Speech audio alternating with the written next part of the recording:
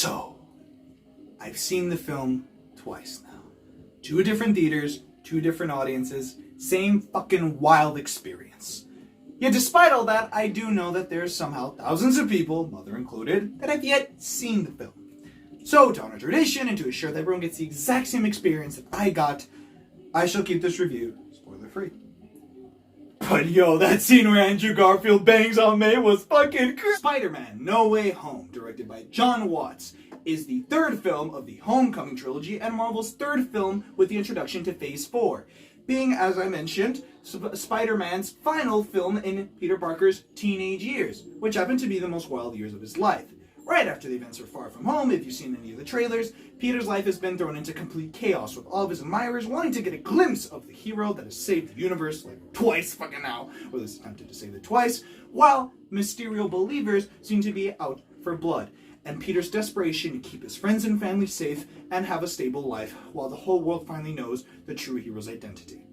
I got to see this film twice, in LA, and then all the way up in Bakersfield, with 2 different groups, and as I said, 2 wild fucking audiences. I have so much to say, so much to think, but so much I cannot say at the same time because I don't want to spoil it, so without further ado, before I mess this up, here's what I thought about No Way Home. This will be the 4th film to come out from the MCU this year. 4th. Remember when earlier this year the biggest hype for Marvel to be released was WandaVision? That miniseries on Disney Plus?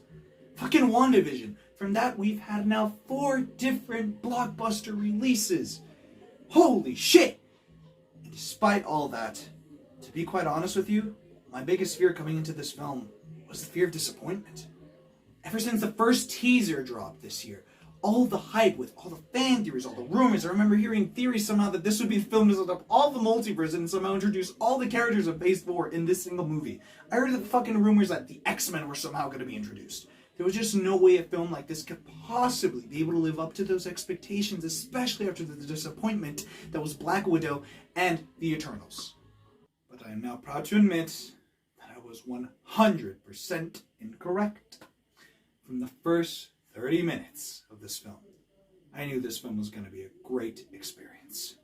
The first 30 minutes are just classic Spider-Man fun, witnessing Peter deal with his insane life of trying to take care of his friends and family while being the superhero that millions look up to and millions despise, while also giving us some of the best comedic bits of the MCU since Guardians. Seeing J. Jonah Jameson come back with the Daily Bugle as a conspiracy Alex Jones-style web series doing nothing but creating conspiracy theories against Spider-Man? How the fuck do you top that? Seeing all these classic fun characters come back to the big screen once more, seeing Ned, Peter's best friend, back being as adorable and lovable as he always was, Zendaya as MJ, finally getting to see them as the most adorable couple on the big screen. Hell, yes, even Flash Thompson, the guy that used to despise Peter, now take complete advantage of the fact that he used to know Peter Parker before we all knew he was Spider-Man. Hell, even the teachers coming back. Hannibal Buress as a gym coach teacher that buys into the conspiracy theories is the funniest fucking thing I've ever seen since, well, whatever the hell this was on Eric Andre. But all this is nothing we really haven't seen before. It's the classic Marvel formula. Action-packed sequences throughout the entire film, with fun-loving and comedic characters throughout the entire story. It's the classic Marvel formula. Hell, it's the classic Homecoming formula. And then, the middle act happens. Midway through the film, No Way Home becomes the biggest event film since Endgame, when they had their first major introduction to the surprise characters. An hour into the film, everyone in the audience starts losing their fucking minds, cheering at every moment, freaking the hell out every moment, clapping, screaming, laughing of excitement, me included, with so many of the characters seen that I just cannot talk about for the life of me. But I'll try to do it discreetly. Some of the best performances in the MCU's history come out an hour past in this film, with so many of the surprise characters, but even the ones that we've already seen throughout the trailer, with Tom Holland giving one of the best performances as a Spider-Man character I've seen since 2004's Spider-Man 2. To hell, even the return of Doc Ock giving one of the wildest and most unique and fascinating performances of a conflicted villain that I've ever seen. To, yes, even Willem Dafoe coming coming back as Green Goblin being possibly one of the greatest villain introductions and most fascinating and almost tragic Darth Vader-like characters I've seen since fucking Darth Vader. And then, of course, there is the cinematography. If there's anything Marvel has not disappointed in this year, it's the cinematography, especially in the action sequences. And No Way Home is not an exception. The second Doctor Strange is introduced into the film becomes a practical visual feast. That shot in the trailer with the Inception-Inspired Visuals is one of the greatest battles I've ever witnessed in a comic book movie. Somehow seeing Spider-Man face off the Sorcerer Supreme is just something I never deemed necessary. And I loved every single second of it. But that was not what left me speechless on my first viewing. That wasn't what left the audience amazed and speechless. It was the finale. What has always made for me Spider-Man such a deeply beloved favorite character of mine has always been his relatability and his care for others. He is truly the working man, or sometimes the working kid, the working teenager with insane superpowers that still has the responsibilities of having to take care of his family and to try to have his normal life. As someone of a working class Latino background with dreams of becoming a filmmaker while still having to deal with the fact of trying to take care of my family and try to pay off college, those stresses, especially after the pandemic, have been so surreal that there were scenes in this film that related to me so hard that I didn't even process until now why they cut so deep to me.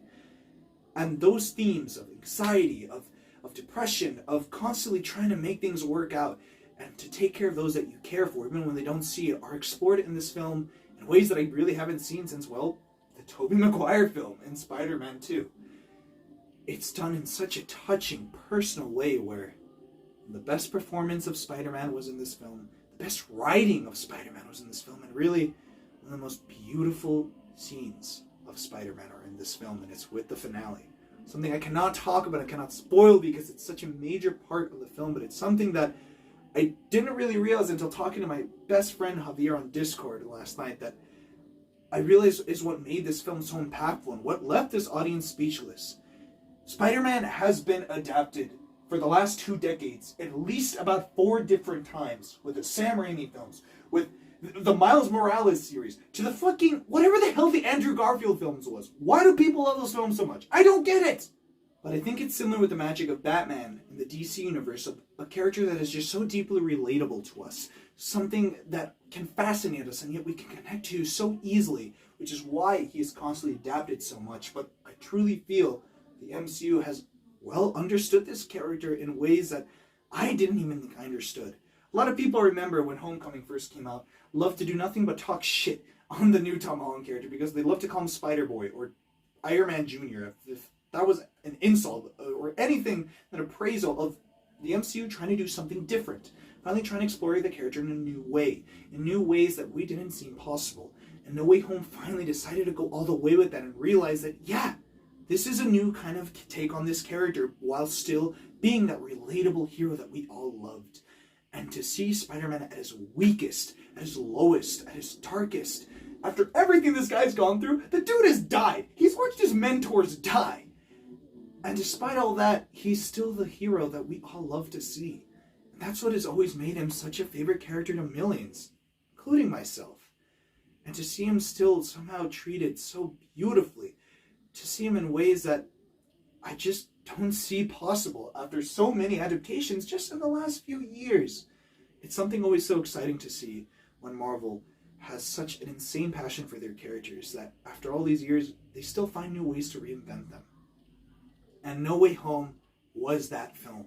A new, fresh, innovative take on the classic webhead that we've all loved since the early 2000s, or even deeper into the 1960s if you read the comic books. And it's what makes No Way Home one of the best comic book films of the last few years, and for sure, one of the best films of the year. I'm gonna give Spider-Man No Way Home a well-deserved 9 out of 10.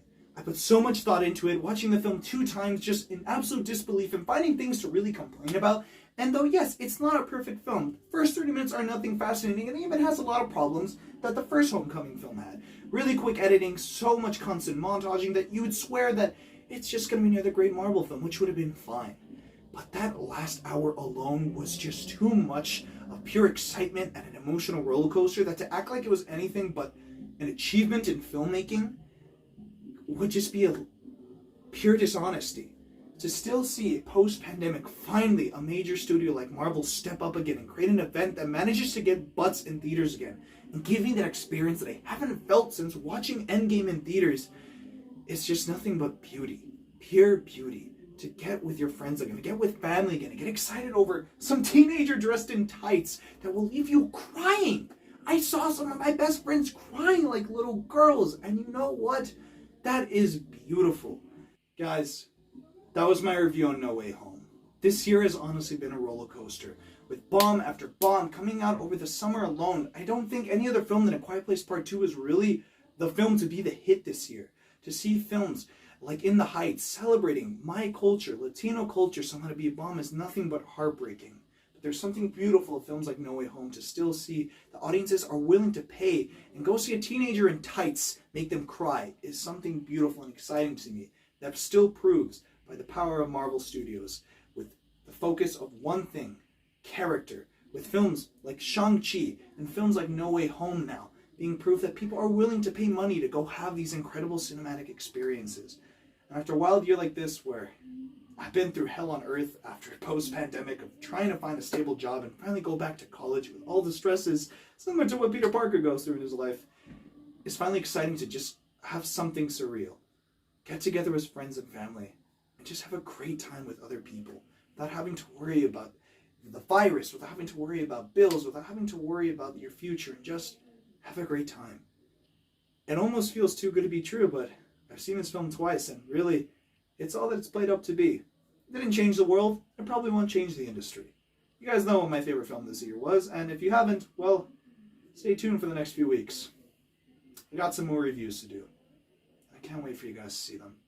Thank you all for watching. Thank you for taking your time always out of your day to watch these reviews. Tell me what you thought of the film. What was your favorite moment? If you saw it, you didn't. Happy holidays. Thanks for watching.